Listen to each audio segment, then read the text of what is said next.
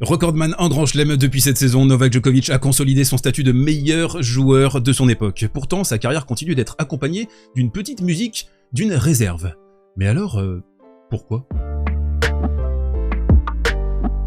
Commençons par décortiquer la recette Djokovic. D'abord, le Serbe se distingue souvent par une longueur de balle hallucinante qui lui permet d'anesthésier ses adversaires et de contrôler le tempo des points. Il peut alors soit extraire une faute, soit obtenir une balle plus courte qu'il sanctionnera souvent grâce à son coup droit amélioré. Deuxième point, Novak a pris environ 3 kg de muscles à l'intersaison 2022 pour s'offrir un meilleur impact au niveau du coup droit, sans que son déplacement toujours élite n'en pâtisse trop. Troisième point, parti de loin avec son service, Djokovic n'a eu de cesse de l'améliorer au fil des années. C'est aujourd'hui devenu l'un des meilleurs services du circuit avec une capacité fédéresque à toucher toutes les zones et à se sortir des pires situations. À tout cela, Djokovic ajoute un mental hors du commun, une maîtrise du metagame unique et une exploitation, voire une théâtralisation de toutes ces difficultés afin de les sublimer. En un mot, le tennis de Djokovic se définit par son extrême pragmatisme, son efficacité. Il est conçu pour gagner, effacer les records, et rien d'autre, c'est d'ailleurs son obsession. Je vise tous les records possibles, tout ce que je peux battre. Je n'ai jamais eu de problème à dire ça, et c'est pour ça que les gens ne m'aiment pas. Je n'ai pas fait semblant d'être quelqu'un d'autre,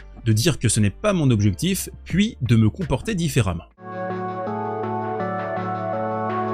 Si l'on observe attentivement les champions du passé, Novak Djokovic se rapproche particulièrement de deux d'entre eux. Il possède la même approche méthodique de la compétition que Pete Sampras, dont les succès implacables, qui en faisaient le GOAT de son époque, ne lui ont jamais vraiment permis d'obtenir l'amour inconditionnel du public, qui lui préférait bien souvent Agassi, plus fun et cabossé, possédant plus d'aspérité. Djokovic se rapproche aussi énormément de Lendl.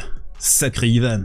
Par son ultra-pragmatisme, sa préparation millimétrée et le quasi-syndrome de Stockholm qu'il impose au reste du circuit. Bizarrement amicaux, létaux sur le court et longtemps méprisés par les médias, le Serbe et le Tchèque sont intimement liés. Depuis la période Covid, Novak a compris qu'il ne ferait jamais l'unanimité et a décidé d'épouser sa complexité et le rejet qu'il peut parfois susciter.